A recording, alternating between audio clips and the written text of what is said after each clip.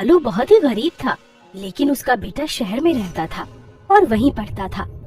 और अब पालू के बेटे ने 12वीं कक्षा पहले नंबर से पास की थी और उसे इनाम मिलने वाला था। इसलिए पालू और उसकी बीवी शहर जाने के लिए अपने गांव से निकल पड़ते हैं। अरे जल्दी चलो, कहीं ट्रेन छूट ना जाए। मेरा बस चले तो मैं तो उड़कर अपने बेटे के पास चली जाऊं। ये देखो, हमारी बातों के चक्कर में ट्रेन भी चलने लग गई। अजी भागो जल्दी से, वरना यहाँ से अगली ट्रेन कल ही मिलेगी। दोनों भागने लगते हैं, लेकिन ट्रेन से अभी भी दोनों बहुत दूर थे और धीरे धीरे ट्रेन उनके और पास आती जा रही थी। अजी इस ट्रेन को हाथ दो, हाथ देकर रुक जाएगी। तू चुप हो जा, गवार कहीं की। ये बस नहीं है जो तेरे हाथ देने से रुक जाएगी। मेरा बस चले तो मैं ट्रेन रुकवाने के लिए पटरी पर ही लेट जाऊं। तू पागल हो गई है, बेटे के प्यार में तुझे कुछ नहीं सूझ रहा। तारा ट्रेन की रफ्तार देखकर जोर जोर से हाथ देकर चिल्लाने लगती है। रुको रुको, हमें भी ट्रेन में बैठना है, रुको। तू बिल्कुल पागल हो गई है। तभी ट्रेन की बढ़ती रफ्तार कम हो जाती है। अजी देखो, ट्रेन रुकने लगी है, जल्दी भागो, जल्दी करो, जल्दी से ट्रेन में भागकर चढ़ो। दोनों भागकर ट्रेन में चढ़ जाते हैं। हे भगवान, जान ही निकल गई। आज से पहले इतना कभी नहीं भागी, हालत खराब हो। चलो चलो, थोड़ा अंदर चलो, सीट पर बैठ के आराम से सुस्ता लेना। दोनों ट्रेन के डिब्बे की तरफ जाते हैं। अरे ये क्या हो रहा है? अरे ये क्या, यहाँ इसमें है। तभी तारा के सर पर जोर से एक गट्ठर गिरता है। आई माँ, मर गई, मेरी गर्दन तो गई आज। क्या है इस गट्ठर में? पालू हल्का सा गट्ठर को खोलता है। ये क्या है? ये किसी का मुर्दा शरीर है। ये यहाँ कैसे आया? चेन खींचो, जल्दी चेन खींचो। पालू चेन खींचता है। ये ट्रेन रुक क्यों नहीं रही? तभी डर से तारा के पैर से चप्पल निकलकर सीट के नीचे चली जाती है। मेरी चप्पल नीचे चली गई। यहाँ भी एक मुर्दा पड़ा है। तारा बुरी तरह से कंपकपाने लगती है। डरो मत, मैं हूँ ना, तुम यहाँ बैठो, मैं करता हूँ कुछ। पालू आगे के डब्बे में देखने जाता है। हे मेरे राम जी, हमें बचाओ, ये कैसी ट्रेन में चढ़ गए, बचाओ हमें। क्या हुआ जी? आगे वाले डिब्बे में भी मुर्दे पड़े हैं। तारा पालू का हाथ पकड़ के अपनी तरफ खींचती है। आप यहीं बैठो जी, मुझे डर लग रहा है। अरे कोई है? अरे कोई है यहाँ जो हमारी मदद कर सके? यहाँ सब मुर्दे हैं, कोई नहीं है मदद करने के लिए। जल्दी से किसी स्टेशन पर ये ट्रेन रुके तो हम दोनों अपनी जान बचाएं। तभी एक साया नजर आता है। मेरा हाथ छोड़ो, मैं पीछे वाले डब्बे में देखता हूँ। ऐसा लगा वहाँ कोई है। नहीं, आप यहीं रहो, मुझे डर लग रहा है। पालू तारा का हाथ छुड़ाकर पीछे वाले डिब्बे में जाता है। वहाँ एक आदमी सफेद चादर ओढ़े सो रहा था। लगता है ये भी हमारे जैसा है। भाई साहब, सुनो भाई साहब, लग तो आदमी का सिर रहा है। पालू उस लेटे हुए आदमी के मुंह से चादर हटाता है। ये भी एक मुर्दा है। हे राम जी, ये सब क्या हो रहा है? पालू भागने लगता है। तभी वो मुर्दा पीछे से पालू की गर्दन पकड़ लेता है। बचाओ बचाओ, तारा, मैं तो मर गया आज। तारा बचा मुझे। तूने मुझे नींद से जगाया, तेरी इतनी हिम्मत। वो मुर्दा देखने में बहुत भयानक था। अभी तो तुम मुर्दा थे, फिर खड़े कैसे हो गए? अभी कुछ देर में तुम भी मुर्दा बन जाओगे, फिर मैं तुम्हारे शरीर पर भी राज करूंगा। तभी तारा भागकर वहां आती है। ये कौन सी बला है जी? छोड़ मेरे पति को, छोड़ दे। तभी वो मुर्दा भूत पालू की गर्दन से खून चूसने लगता है। बचाओ, अरे कोई तो बचाओ। हे बजरंगबली, हमारी मदद करो।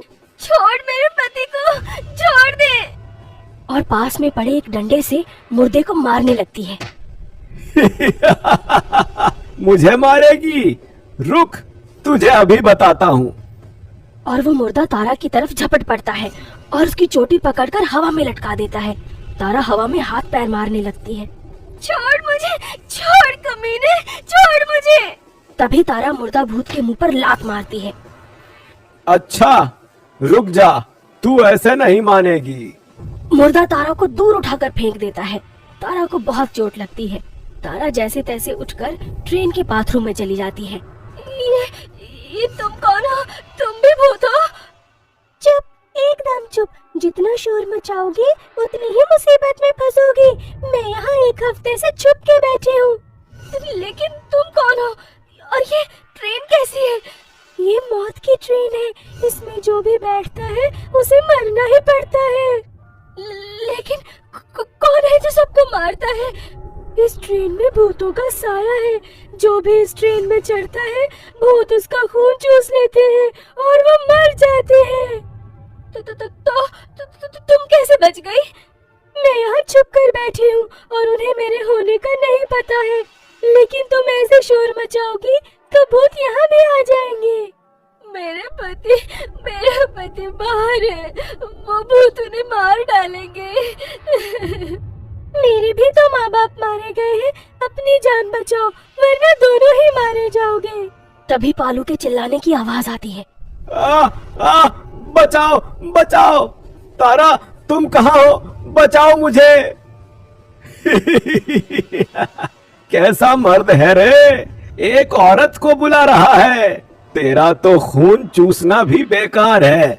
भूत उसे वहीं अधमरी हालत में छोड़कर ट्रेन में गुर्राता हुआ घूमने लगता है। कहाँ गई?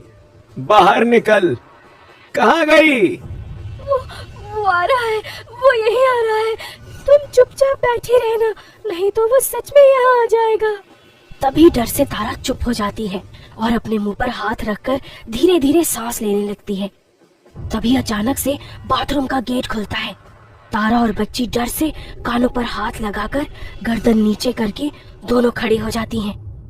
तारा तुम यहाँ हो? मैं तुम्हें कब से ढूंढ रहा हूँ। अरे धीरे बोलो ना, वरना वो भूत यहीं आ जाएगा। पालू उस बच्ची की तरफ देखता है और तारा उसे उस लड़की के बारे में बताती है।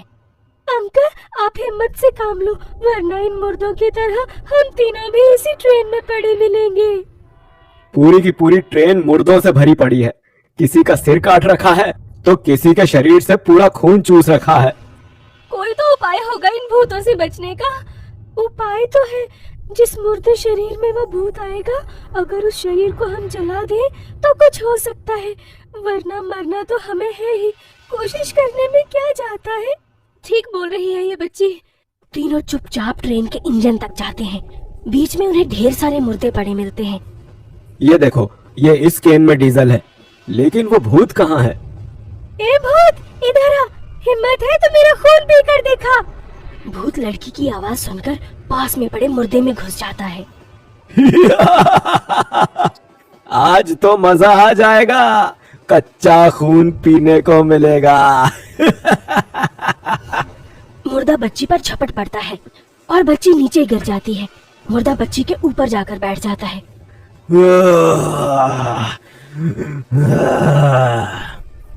आप जल्दी से इस पर डीजल डालो।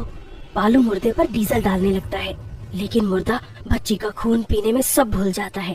तभी तारा बोलती है, उस बच्ची का खून पीता है, इधर आ। मुर्दा गर्दन घुमाकर तारा को देखता है और उसके पास जाने के लिए आगे बढ़ता है। तभी पालू पीछे से माचिस की तीली जलाकर फेंक देता है।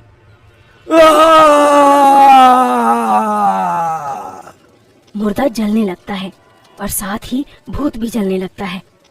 तभी पालू बच्ची को उठाता है और भूत के जलते ही ट्रेन रुक जाती है।